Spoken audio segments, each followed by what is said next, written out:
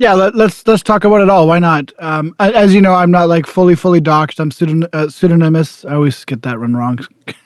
It's such a hard word to say. Yeah, anonymous. Pseudonym, Yeah, I say it enough. pseudonymous. There we go. We got it on the third try. So I go by Toady Hawk on chain and have pretty much since I first came on chain. Prior to being a very on chain person, I guess I can just sort of give a little bit of background. I studied journalism at university and never practiced as a journalist, which is kind of interesting given a lot of the things I'm working on these days. But yeah, I studied as a journalist, kind of saw the writing on the wall, as it were, when I was in school, that this was not a great career to train for. Even at that time, this would have been like, late early 2000s. And so I could kind of see that there just wasn't a lot of opportunity in that space. And that proved out to be the case. Like just at that point, everybody was a blogger. Everybody was started. Social media was becoming bigger and news was coming from a lot of different places and not from centralized sources anymore. And so as a career, for better or worse, spoiler alert, it was for worse. Journalism as a career just hasn't been a great path for most people. So I started dabbling in business at that time. I started my own business in second year of university, just doing like services in the neighborhood. Like I was literally like painting people's houses and like mowing their lawns and stuff, just like essentially doing my own thing instead of going to work for someone else. And I found that I really liked that. And so after school, I ended up going into business for myself as well. And for about 20 years, I had various businesses that were mostly consulting around marketing, go to market, these types of things, some graphic design. So just kind of dabbled and self-taught a lot of things and had a pretty successful run with several companies here locally. And that was all before I kind of fell down the crypto rabbit hole, as it were. And, I find, first of all, I want to say like this is interesting to me being on the other side of the microphone because I'm usually interviewing people and not being interviewed. So I apologize if I'm like a rambling, terrible interview, but I'll try my best to keep it interesting for people tuning in. But one thing I notice when I'm on the other side of the microphone is that people's stories often have this like hinge on the COVID days and like the before times and the after times. And that was definitely, that held a lot of truth for me too. Just like COVID kind of hit our area hard and like my wife was home from work and like my work slowed down in a lot of ways. So just had a lot of time to reflect and whatnot. And that's kind of when I discovered crypto, as it were. Funny enough, my introduction to crypto, or the one that actually grabbed me and made me sort of sit down and start learning about it more, was Michael Saylor. I saw an interview with him on some news network or something, or somewhere I was watching. And he was talking about why he decided to basically, go all in on Bitcoin with MicroStrategy, which I guess now is just strategy. And at that time I was like, I could do that too. Like I've got some, we have some cash flow in our business that we don't need right away. Like, why don't I put that into Bitcoin as well? So I that was one of my first moves, is like I put some of my company's money into Bitcoin in early 2020, and that ended up being a very, good decision to make. And that kind of hooked me and got me interested into learning more about it. And learned about Ethereum, learned about how you could actually do things with Ethereum, and how it was like, digital oil in a way, like it powered all these interesting experiments. And so I got really hooked by that. And then in 2021, I was, really active in the NFT side of things. Top Shot was a big part of my journey. It was one of the first sort of NFT products that I explored. And then I was in all the froth. For anyone who was around during 2021, the summer of 2021 going into the fall, was just a crazy time where anybody could make a 10K PFP project with, choose any animal at the zoo, and you could mint out 10,000 in an hour and make a bunch of money. And it was just crazy and frothy and nuts. I remember buying a pudgy penguin and then reselling it for buying it for 0.2 ETH or something and reselling it for 5 ETH, a week later, and thinking I was a genius. Meanwhile, of course, Pudgy went on to go on a crazy run. So first of many chances to fade generational wealth. But that got me interested. But then I kind of got like burnt out by it after a few months. I'm like, this is interesting. It's cool. It's neat to see so many people excited about this tech, but it's also just kind of like a lot. Like if you were in those discords, it was a grind, and there wasn't a lot of community building going on. It was just kind of like a glorified casino. And And that's when I minted cryptodes, as you know, an NFT that I saw some interesting people minting on the timeline. I was a fan of Gremplin's art, and so when I saw he was doing an NFT project, I'm like, that's really cool.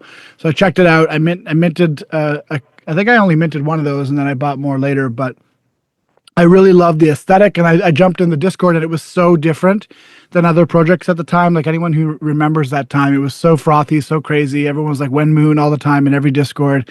But if you went into the cryptos Discord, it was literally just people typing vibe, vibe, vibe, vibe for like days on end, and everyone was just really chill. So like I saw that there could be like a different type of community built around NFTs. And that's when I saw the power of NFTs as this sort of community building technology in a way. I don't know if that makes sense as a way to put it, but so yeah, that was my sort of entry into, a deeper form of on-chain life, I guess you could say. And then from cryptodes is where I kind of discovered nouns, and we could go on from there, but I'll pause to catch my breath. Yeah, I know it's a great story, and yeah, I can.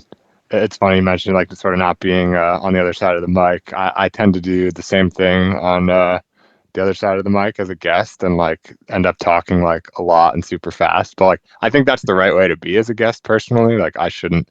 I end up doing that sometimes as a host too. But I feel Yeah. like when I'm listening, like if you're listening to a podcast, you hear the host talk all the time. You want to hear the other person talk. So There's anyway, always that cringe period where you're like doing your editing and you're like, oh my God, shut up, Toady. Like, you know, well, so I'll tell I don't really do editing. That's sort of my secret. I like I just keep it like I looked at Joe Rogan and I was like, this guy is the most popular podcast in the world, and there's seemingly no editing. So, why do I have to do editing? Like I kind of hate editing, and I really just like jumping on and having the conversation. And I used to spend a lot more time preparing as well, which I do yeah, really enjoy, like just sort of really researching a person and understanding what they're working on and trying to put myself in their shoes and think about, what are they most interested in? What are they like talking about? Where do they have sort of unique perspective and insights that I couldn't really get from anyone else in the world potentially? yeah, But recently I've been going with a little bit more like sort of the spontaneous thing because I found with some less prepared conversations that I had that sometimes they ended up being almost better in like a different way. And for me, just sort of working on some other things right now and doing the podcast more is just like a side thing for fun. yeah. It's more practical to sort of have the more spontaneous type of conversation. So I found um that as well. Actually, I've had that same thought before. Like my sort of like OCD tendencies won't let me go into a podcast recording without doing some research because I'm just too worried about like looking like a fool. But I right. have found that the times that I have come in a little more raw, you do let the guests talk more. You let them sort of tell their own story, and so there's definitely benefits to both ways, I think. Yeah, and I definitely sympathize with what you just said on like sort of the feeling prepared. It's basically like when I first started recording podcasts, I was like, man, like what if I just don't have anything to say? And it's like this Yeah, like really daunting fear of like, man, that would be, so embarrassing or like just like ridiculous. Like I'm a podcast host, I have like nothing to say. But like in mhm. reality, it just like doesn't happen. Like I mean, the worst case scenario is like sort of you don't immediately know what exactly like you don't really have something to say basically, but like you will say something like it's same as just like regular conversations in the real world, and it might not be like the Sometimes best. there's really awkward chemistry though. Like I won't name any names, but there's been a few times that I've recorded with people, and like one time my wife was like in the next room listening, and she came in after. She's like, "That was really awkward, right?" I'm like, "Okay, thank you for making me feel sane," because I was like weren't laughing at any of my jokes, which is fair. They're not always that funny, but sometimes sometimes there's just no chemistry. You're like, God damn, like what do I got to say to get this guy Yeah, open? I've Yeah, I've recorded like this is I don't know where I'm at exactly because I like I said before we started rolling, I'm like sort of combining a couple of podcasts, but I think overall podcasting I've done like approaching 250, and I know like I haven't that's had one in awesome, so man. long that I'm I clapping for you because I know how much work that is. oh, thank you. Yeah. Well, so less if you don't do a bunch of editing, but still a lot of work for sure. And so anyway, so I've done a bunch of these, and what was I gonna say? The on the sort of like awkward chemistry thing. Like I actually haven't had one so long. I can't really even sort of remember who they are exactly, but I remember like sort of at least one. And I think basically like in the history, I've had like at least two. It's not so much that it was like awkward because to your point, like chemistry, like it's not necessarily hit or miss. It's like a spectrum. There could be like more or Yeah, less, and usually there's true. like it's at least sort of like fine. But Mhm. I've had like two episodes ever that were like kind of brutal. And like I posted them anyway, but I was like, In man, your like, opinion or in like general opinion? uh, one of them I didn't really hear feedback on. It was just sort of like run of the mill in terms of popularity. I just thought it was kind of brutal, but like it was fine. Yeah. No one really cares. The other one, funny enough, was like became one of my, I won't say who it is, but became one of my most popular episodes of all time, like top five. And part Isn't of, that funny? it wasn't brutal in the sense that like basically the guy's just a dick. And that was just sort of like his thing. Okay. And I don't know, it's hard to say. Very different guy. Like he just sort of has his own set of beliefs, just very different from normal people. And I'm trying I to guess who this is. I'm going to be going through your catalog after this. We're going to have to set yeah. up like a pay-per-view mini app thing where find out Tony and Jake's worst guests, pay $1.50. No. Yeah, so and like to be fair, like I actually, in the end, like I appreciated the conversation. Like it was fine. I just felt like almost embarrassed by like he was like intentionally awkward. Like he would just you could say something and he'd be like, yeah, I don't think that's an interesting question. Like Yeah, something yeah. like that, which is like, oh, like, this is kind of tough. But Yeah. it was all right. So anyway, sort of jumping around here, but I'm curious, like you mentioned at the top, uh, pseudonymity and operating under the name Toady Hawk since you've basically started You in just had to nail crypto. that word on first try, right? Just to clown me. Yeah, Is that yeah. I just, it's smooth and I could do it again. Pseudonymity, I'll just keep doing it. But like when you have to say it back, if you could stumble over it a little bit like the previous time, that'd be perfect and make me look good probably and never maybe a say little it bit again? smarter. Never, Yeah, I'll make me a never say it little, again on the air. yeah, exactly. So, anyway, I've been operating pseudonymously. There we go again on the internet. Perfect pronunciation. And I've been doing it since I started on the internet, which was like roughly the same time I started in crypto. And like obviously I was, using the internet prior, but I'm talking about like, for lack of, basically like sort of the Chris Dixon whole thing about like not even like the own part with crypto, but just like reading the internet versus writing. Like I feel like prior to 2019, I was pretty much just reading. You were a lurker. Exactly. And like not even like I wasn't really on there's like sort of this different thing, I guess, beyond writing and reading or reading versus writing or whatever, which is like sort of closed versus open networks, if you will. And like so I was on Instagram posting with like my, high school friends or college friends or whatever, and I was on Snapchat and stuff like that. I wasn't on. I mean, TikTok I don't think was really around then, and I'm still not on TikTok, but Twitter is sort of the main one. Like I wasn't on Twitter. Maybe I had an account for some years or whatever, but I definitely wasn't like super active or doing anything really useful, and I was never posting or anything like that. Yeah. And then basically, 2019 started a blog. Quickly after that, started created a Twitter, and then quickly, several months after that, started the podcast. And like at that point, you're writing, you're tweeting, you're podcasting, like you're fully on the internet. And then I was also doing some crypto stuff. And so like that was sort of when I started. And when I did that, I went like blue dot and the name Jake and nothing else. And so it's, there's enough Jakes in the world that you can't guess which one I am without a last name or seeing my face. And so that was sort of like Where did the blue dot come from?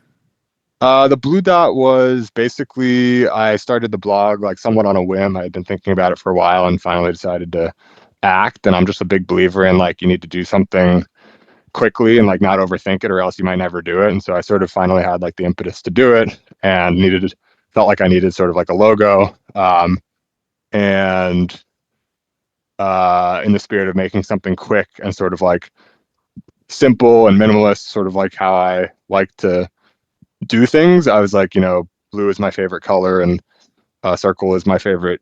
It's not really my favorite shape. I just thought it was sort of like the most fundamental shape, maybe like a square or something, but I kind of like the circle. So I did the Yeah. circle and I've sort of like retroactively actually applied like different meanings to it. But in the beginning, it was like kind of as simple as that. It was like something quick that I could make. And I also thought that if you could become I like to be a little bit different as well. Like a lot of logos are, anything compared to just a blue dot is going to be busy. And Yeah. so in a world of busyness, simplicity stands out. And then lastly, along those lines, I thought like well, if I could sort of become, if I could sort of do well enough that like people see the blue dot and like they think of me, like I've kind of won. And like you could do that with like, some like obscure logo, but it's not as like, I feel like if you could do that with like a very simple logo, it's like, oh, blue dot is Jake, then that's like really cool.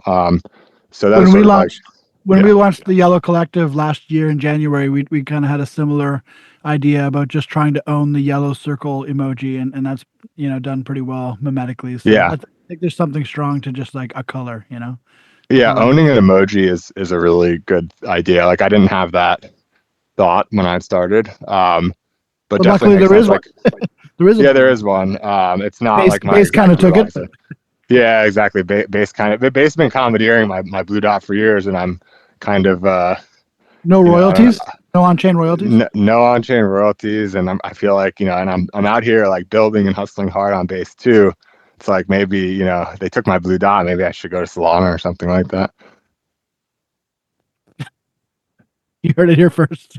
Yeah. No, I'm not actually going to leave. That I should like solve base. everything. It's worked really well in the past. So. Yeah. No, I like building on base. All jokes aside, and but I'm also not like a maximalist. I like I've done stuff on Solana as well. Not as big for as long, but just played around and whatever. For And sure. besides, those kind of seem like the only two games in town right now. I'm sure there's other stuff, but in terms of building and then in terms of investing, all over the board. Yeah. But anyway, I was going to ask like, so you're like sort of, it's an interesting, it's different from what like people don't know my last name, people don't know what I look like. People do know Yeah. what you look like, but they don't know your Yeah. name. What's like the It's a weird thought blend. on, yeah, what's on Blend. the like it's pretty uncommon, right?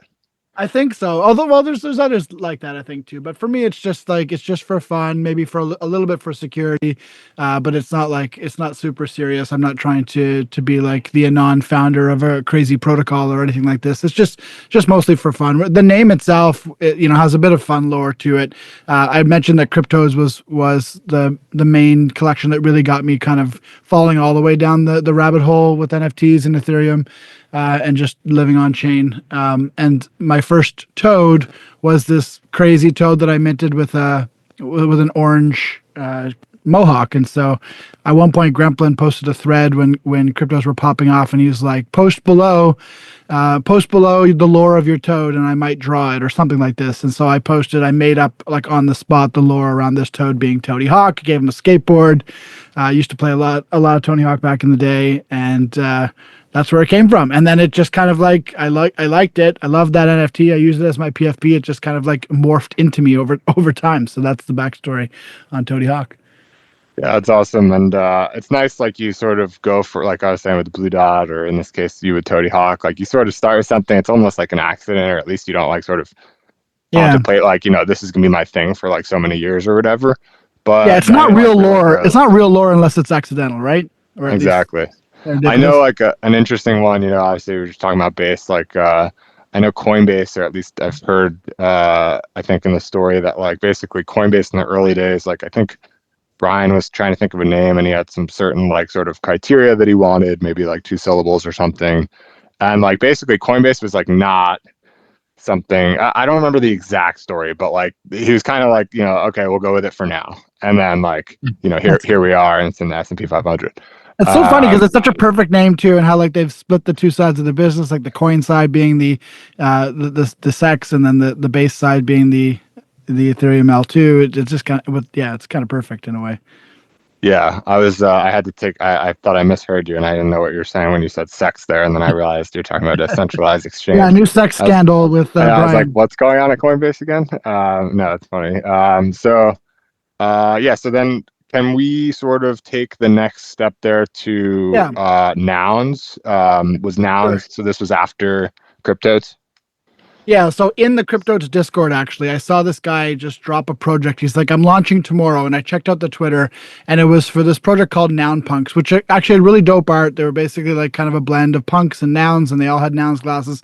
Really cool art. The guy had obviously taken a lot of time on the project, but I saw that he had like 35 followers or something like this on Twitter, and he was about to launch a collection of 10,000. So I sent him a message. I was like, bro, like these are really cool. like I can help you with this, but like you can't launch tomorrow. Like you have 35 followers, you can't launch a 10,000 PFP project. And he's like, oh man, I've just been working on these for so long. I just want to get them out. So long story short, he ends up trying to launch them the next day. Of course, it flops because nobody even knows they exist. Tree falls in the woods and all that. And then he reaches out back to me and he's like, okay, like this didn't go well. Can you kind of try to help me salvage the situation? So I ended up volunteering to help this project for a couple weeks and like try to get some hype. Like I said before, my background is in sort of marketing and I did a lot of social media marketing. So I kind of put some of that stuff to work and try to get some hype. And eventually after a couple of weeks, we got a couple like big names to buy and it popped off and it minted out. So this was like maybe a month later, it minted out. Kind of like at that time, if a project minted out, it usually got a lot of hype. It built a community. It was a kind of a crazy time actually. Right. So Noun Punks, blew up. The guy basically offered me a job to like be their community manager full time. At that time, I had been falling steadily down the crypto rabbit hole and taking fewer and fewer contracts in the meat space over about the course of a year already at that point. So I kind of just like took the leap and was like, hey, let's just try this and see if it's really possible to sort of actually make money in this on-chain space. And so I stopped taking contracts in the meat space and I just went full-time crypto at that point. And this would have been early 2022. Mm. Yeah, because Nouns came out in 2021 August, so this would have been like early the next year. And so that's how I got involved with Nouns, is through this project Noun Punks, and I worked with that project for a while. I started working a lot with Seneca and his prop house team, who I met through Noun Punks. I started getting more involved with Nouns when they launched this project, which still exists, called Nounsel, which was like the idea being that it would be like all builders who are working on different things in the Nouns ecosystem could come together and like debate props and whatnot when Nouns was really active at the time. So I was one of the founding members of that. So just kind of kept getting more and more interested in Nouns. I loved the idea of just a headless brand and like coming from that space where like brands are always like very intentional and top down and everything. It just kind of blew my mind, like how could this decentralized organization, and Nouns is like a truly decentralized organization for people who aren't familiar, like through its history, it's really had all sorts of different cohorts who have affected its emergent kind of value sets, etc. So how could this like emergent organism of a DAO have a cohesive brand of any kind? And that experiment like was really attractive to me, and that's I think why I kind of fell in love with Nouns and ended up building in the Nouns universe. Still am to some extent for like 2+ years after that.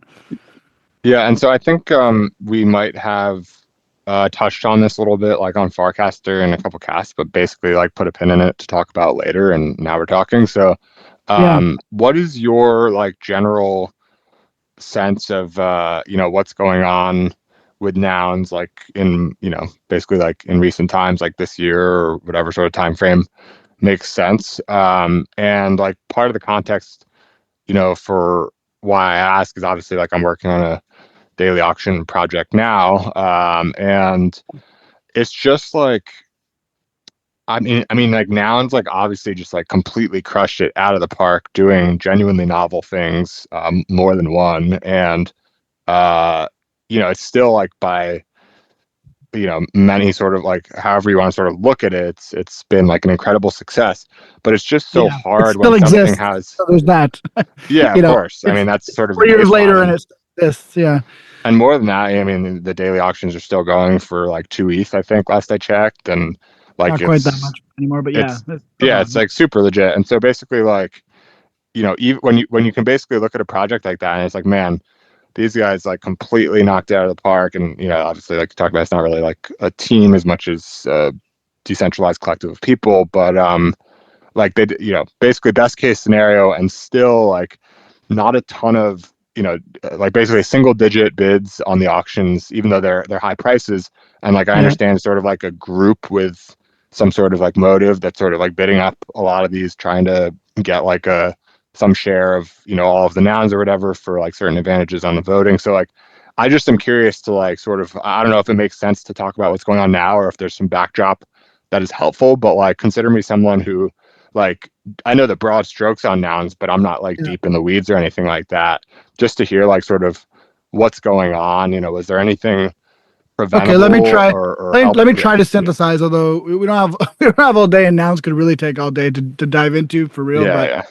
what I will say is that like Nouns is this really interesting project that was launched by Punk 4156 and a group of 9 other amazing individuals who are some technical, some artists, and they came together with this idea like instead of just throwing monkey pictures or animal pictures and printing out 10,000 of them and taking the money and running like most NFT projects were doing in 2021, the idea was like, what if we took a more intentional approach and only had one noun NFT randomly generated and born every day forever. And so this auction kind of one a day forever protocol was developed, and it became like this primitive that has been used many times since, including most recently by QR, which is your project. And that's really cool to see that that primitive has kind of had this stickiness. And I think the primitive itself, what the promising part of it is that when you grow a community that slowly and intentionally with only one new member joining every day, you don't get that like that rush of everybody in the Discord and everybody saying when moon and everybody stepping and trampling all over each other to try to make a buck. You get a much more organic community of on-chain friends that kind of develops over time. The other side of it, though, is that because it's a true decentralized DAO, and I talked about this a little bit earlier, because it really is decentralized and like everything is voted on chain and there's really no top down control in Nouns, it means that like everything is emergent. So all the values, all of what Nouns funds and doesn't, all of what it considers to be important and doesn't, is all emergent based on who owns the Nouns and who's active in the community. And so over the last 4 years, there's been basically, we call them seasons colloquially in the Nouns community, and it's just like there's just these different seasons that come and go of different priorities and different things that have happened. And honestly, it would take hours for us to sit down and go through everything that's happened in all of these seasons. The most recent season is sort of characterized by a group of whales from Singapore who are interested in the Nouns meme, but have maybe a different vision than what a lot of us used to think of when they think of Nouns, and they kind of want to turn Nouns into, I don't want to put words in their mouth, but I had a call with one of them who was a very, very kind person, and we had a really great conversation, but he just talked to me about his vision for Nouns, which was like to turn it into like an incubator sort of thing where, people could get funded for tech or art projects, but there has to be like some path to sustainability or ROI. And I think those are noble goals, and I totally understand where they're coming from. But I also think that like some of the magic of Nouns gets lost when you focus on some of those elements versus trying to focus on the mimetic elements of Nouns, which are really important. Mhm. Caveat being that like the price has been down only since the beginning. So like the theory that you could just sort of make a meme that would eventually return real value back to the treasury, like ROI to the treasury via attention, hasn't really proven out. And I think it's maybe okay for a really great experiment to sometimes not turn out the way that you wanted it to. But I guess in my camp, I would almost rather see people still love Nouns for what it was and for what it stood for, and even see the treasury go to zero if that's the case, so long as it's funding like earnest people and builders and keeping things weird and doing things that other kind of bodies of funding wouldn't necessarily fund. That's my vision of Nouns. And so I don't actually feel super aligned with where Nouns is at right now, if I'm honest. And I know a lot of other people feel that way, but that's just the current chapter of Nouns, and who knows what the future could hold. Yeah, it's really interesting.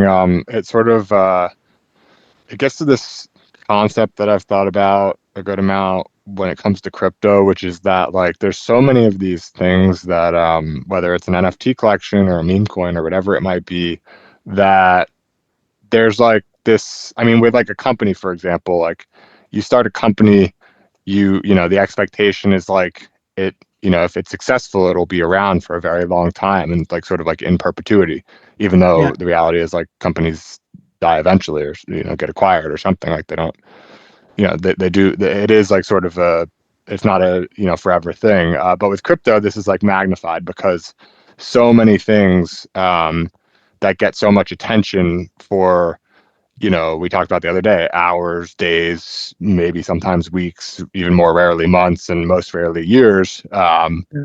These things like sort of come and go. And so like I've sort of thought about like, do we need to sort of like rethink how we're treating some of these things to make it such that, success can be defined by like, for example, with a meme coin, like, there's all these meme coins that go way up and then way down. And obviously there are some that have been able to hold some value, obviously like Dogecoin being the OG, but even, some of these newer ones like Dog with Hat or whatever went to like, I don't know, 3 billion or something. And now it's like at a billion or something like that. Like that's, I mean, a Yeah. billion is like yeah, it's down, 67% or whatever it is, but like $1 billion of value in a Dog with Hat Or meme a coin dog is with like a hat. insane. Yeah. Yeah, it's like it's crazy. So it's like, some of these things do persist to some degree, or at least have over months and years. Yeah. But like I do think there's maybe like room for like, like it basically doesn't need to be a forever thing. And so like nouns, for example, I was wondering as you were telling the story, I was like, I wonder what would have happened if they they did the same exact thing that they did, but with an end date, like whether it Mm. was 10,000 or, um, 1,000 or whatever it might have been. Um, Keep in mind like, that 10,000 will take like 20 years already. So yeah, so it's practically forever, basically. So maybe like 1,000, I don't know, but I sort of wonder if they considered that as they were sort of thinking through the structure. Because whenever you do something forever, it's like Mhm. eventually, if this thing's coming in every day, it's like roughly like an infinite supply in the ultimate, Mhm. in the fullness of time. And like that just Mhm. feels like something where like the value kind of has to go down over time. But But I at the don't know. same It's time, like, like yeah, every cohort of nouners has the ability to turn the auction off. It's never happened before. Every time it gets suggested, it gets turned down pretty quickly because like people consider one a day to be a huge part of the meme, and I think it is. But like there is something interesting about like saying one a day forever, but then also putting all the power to alter that or change that into the power of the people who own the tokens. There's something interesting. kind of meta about that in a way. Yeah, interesting. I didn't realize that. So that is, there is an off button, Yeah, which I people mean, there's can click anything, at any time. literally anything about the protocol can be changed by the protocol. Yeah. That feels like something that like you might be interested, given what like you sort of speak about it almost nostalgically, that like you Yeah. don't want a tremendous amount more out of it. You just sort of love what it's been and would like for that to Yeah. be like somewhat preserved. And I think this is probably how, for example, like punks holders will think about punks. Like they're not trying to build a metaverse. They're just like punks are Yeah. punks and they love what it is. I got a little in my feelings the other day and posted on Warpcast about nouns, and I basically kind of was drawing a little bit on like the book The Giver, and just talking about how like we've received all this weirdness, chaos, and connection and conflict, and we've carried it forward, tasked with protecting it from the encroaching sameness. And maybe one day we'll be able to give the gift back to the world, like they, like like what happens in that book. But for now, it just kind of feels like, for me anyway, like holding nouns or whatever nouns was to me or is to me like inside, and like this is kind of what the meme means to me, and in the future maybe it'll still mean something like that to other people, but maybe it won't, maybe it'll be just completely different. Right. I think that makes a lot of sense. So I know we don't have like a ton of time, and I did want to cover like a couple more bases. Yeah, Zero let's do Rights it. Media, Zero Pod. What's the origin story there?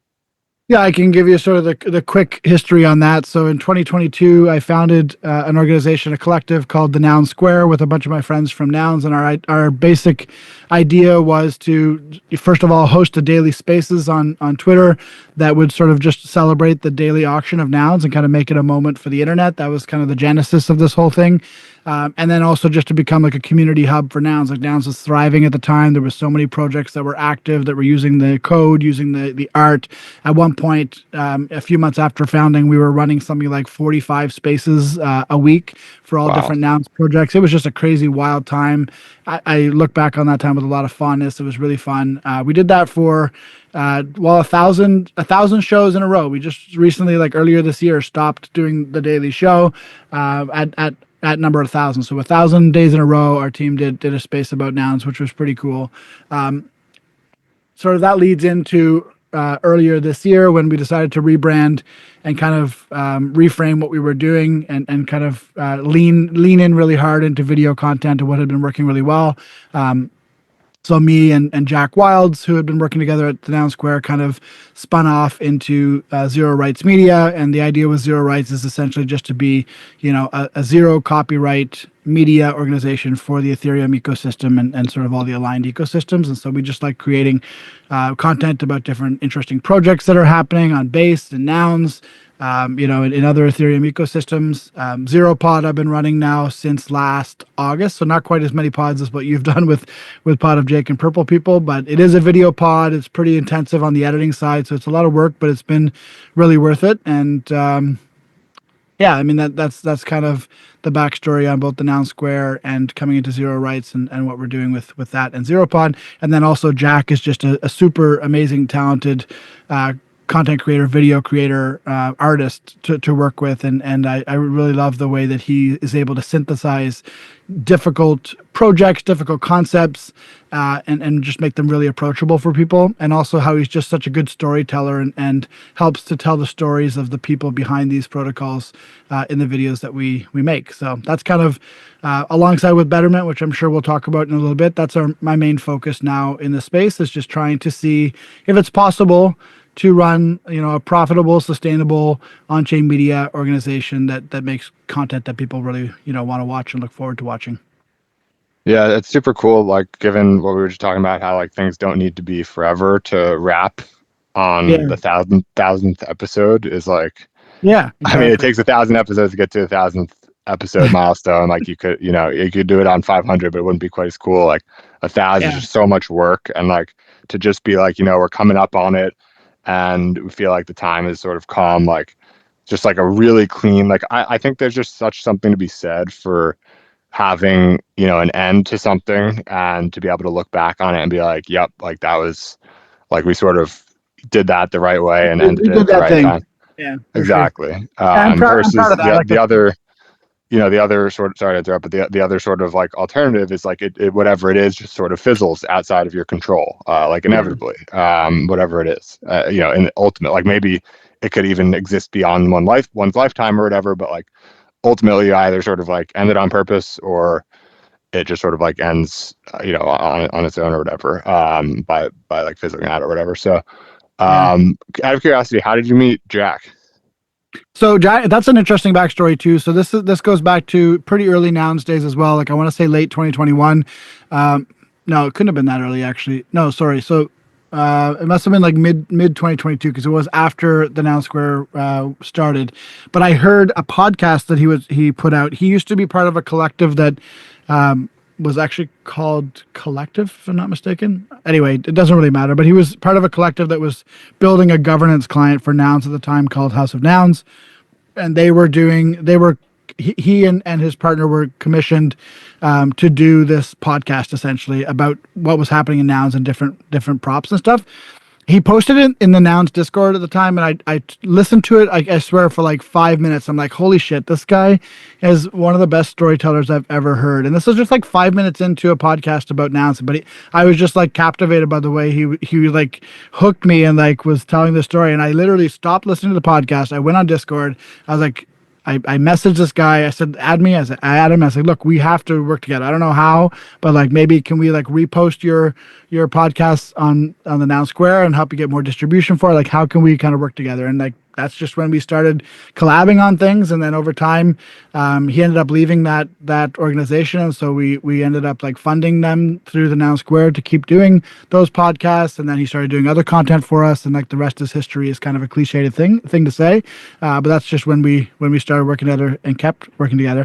And an interesting thing about this lore too is that just recently I was at FarCon, and it was a lot of people were surprised to hear that it was the first time that Jack and I had ever met in person after working together online on chain for 2 years. We'd actually just never met each other. We never were at the same events. We don't live anywhere near each other. And it was our first time meeting at FarCon like a month ago, which is crazy. Yeah, it is interesting, and like it's so nice. Like it's a good story, and just hearing like sort of you stumble upon someone, and I did a tweet about or a cast about this the other day. It's like an obvious thing, but you don't think about it very often. But as I was sort of like scrolling my phone, I just sort of like realized you don't even read your feed by default. Like you scroll past something, you don't read it, you just scroll. And then like Yeah. if something captures your attention, which like is a relatively low bar, Yeah. you'll read the tweet, and then the default, if you've gotten to that point, is you don't do anything else. And then it really needs to sort of like strike some chord. And like all this stuff is like super minor, so like you're not like actively thinking about it. But like if you decide to like it, like it was sort of like a level beyond what stopped you to just read it, where you were like, oh, I'm going to like that or whatever. And then obviously like Yeah. recast and so on, comments, whatever. And so I just think it's interesting, like you're in this Discord, or like actually you weren't in the Discord. You're watching this content and you see Jack, and like there's enough there, like with what he's doing, that you stop the video, go to the Discord, and reach out to the guy. It's just like very cool when people sort of identify something that they vibe with like that hard, or in this case, they Yeah. discover someone who they just are like, man, really like to work with this person, and then like here we are, and you've been working with them for years. I've always been It's like that just though. Like in all the businesses I've had in my life, I've had past partners, and my wife have said to me like, "Why are you spending? Why are you?" They'd be like, "Oh, why do you constantly do business with people that you're friends with?" And it can be sometimes an issue. But I think the reason why I do that is because I like to do business with. I like to work with people that I just have a good vibe with. Like, you know what I mean? Like I meet people. I'm like, okay, there's ways that we could collaborate. I love that, and that's just the way I've always operated first and foremost. And it's not like cold and calculated, but it I think works for a lot of things.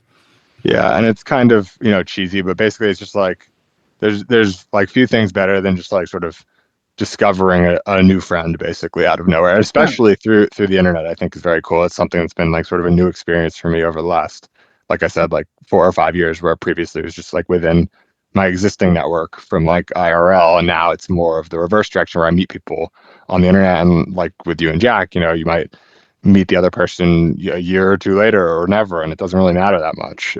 So it's been very cool. I have Mhm. done a relatively poor job of managing our time. I know we have a stop here in Yeah. 5 minutes, but maybe we can just give people like a little teaser on Betterment for those who are tuning in, given that I know you're spending a lot of time there. I've This enjoyed is the a good mini app. experiment, actually. You're like, can you tell me what Betterment is in 5 minutes or less? And I probably can. Exactly. Elevator pitch. Well, No pressure though. let me just say that Betterment kind of came out of like very naturally and organically out of the other things that I've been focusing on with Zero Rights and continue to focus on with Zero Rights, which is how can creators get paid for their creativity on chain. And a lot of what I was fortunate to learn from Adam Levy and the folks at Blueprint. If you don't know them, go check them out. They have a content accelerator that I was lucky enough to be selected for in their most recent cohort, starting last December and ending in April, I think it was, or March. But they taught us sort of a lot of interesting strategies around how to use tokens and meme coins in contracts to incentivize people's minting behavior, essentially. And you can do that through protocols like Boost XYZ and Layer 3. Lots of really interesting ideas and strategies coming out about ways to do that. But I found that when you're using some protocols like Boost, you could do them like you can integrate them with pods.media, for example, which is where I put all of my podcasts. I think you have yours on there as well, if I'm not Yep. mistaken, Jake. Yep. That's right. That's team goaded.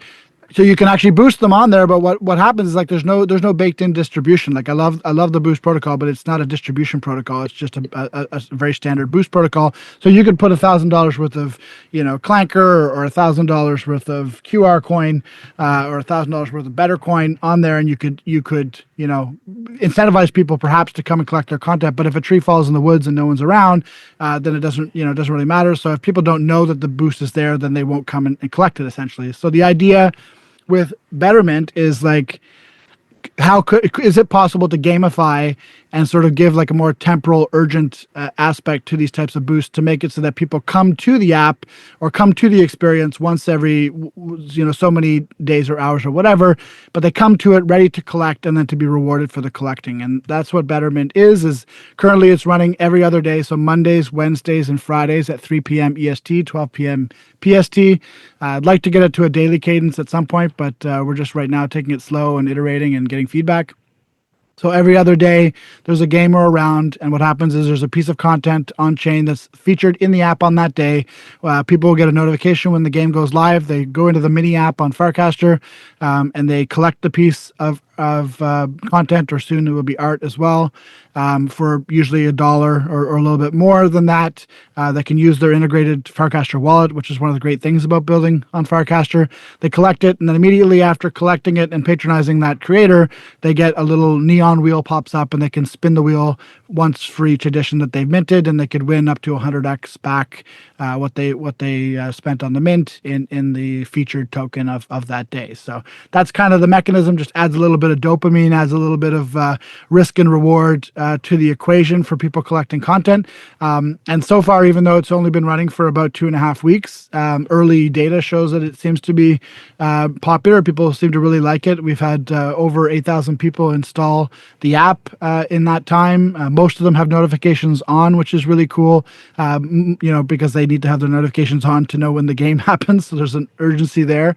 And most importantly, the creators that we've featured have just been blown away because they're putting their content in this app, and then like 20 minutes later, the round is over and 900 people have minted their content and they've made like $350 on chain for something. And it's like, wow, that's just such a powerful moment for creators. And you know this as a creator, Jake, it's really difficult to monetize your content on chain. And so that's been a really satisfying piece of it, is like to have creators coming back to me like, when can I do this again? That was crazy. This is more money than I've made from my podcast for the past 2 months in one day. This type of feedback has really, really been nice to hear. And so that's my North Star for Betterment anyways. Like, how can we make it easier and more fun for people to support and patronize creators on chain? And, hoping that also what the content that I create with Zero Rights Media and that Jack creates from Zero Rights Media can kind of leverage what we learn through this app as well. Yeah, no, it's awesome. And I see how it all sort of ties together, and you can use it as like sort of your home platform for Zero Rights, but also sort of rent it out to other creators. I think primarily you're doing that to start, and just delighting a lot of creators. To your point, like, it's just, I mean, as a podcaster specifically, there's obviously different categories of NFT artists and whatever else, but as a podcaster specifically, I know that like podcast, regardless of whether it's crypto or otherwise, just like super hard to monetize. You basically have to be on the power law left of audience, and it's just like, by definition, most people aren't there. So, and if you're not there, you might have, go on. Rachel Wilkins from the Good News Show is one of the creators who's been featured in our app. In fact, she was featured the very first one that we ran. And then after that, she came to me and she said, look, I've got a whole season in the can ready to go. It's 8 episodes. Can we release them all exclusively on Betterment over the next 8 Mondays? And I'm like, all right, let's do it. So we sort of made an agreement in principle for that. But she talked about how she had a podcast previously that was pretty high up on the Spotify rankings, like I want to say top 100,000 or something like this, but it was pretty good for the category. And she had that for years. And, aside from being able to sell some merch here and there, like, she never made a dime from any of that exposure and attention. So for her, it was like, wow, I made more in one 20-minute session on chain here with Betterment than I did for all these years of trying to build a podcast into something meaningful off chain. And that's a pretty good testimonial for the types of tech that we're trying to build here. Yeah, no, totally. So, people listening, go check out Betterment, check out Toady. If you don't follow him already, I know most of Farcaster already does, but follow him on Twitter as well and whatnot. And mint on Betterment and spin the wheel. I think we're going to do something meta here too. I mean, correct me if I'm wrong, but we talked about maybe minting this one as this episode and featuring it on Betterment, which would be a pretty meta experiment. So hopefully we can do that. Yes, absolutely. Let's do that. Let's get people their rewards, spinning the wheel and whatnot, and that is meta. So you'll be able to access this episode via Betterment soon. So thanks, Toady. Appreciate it.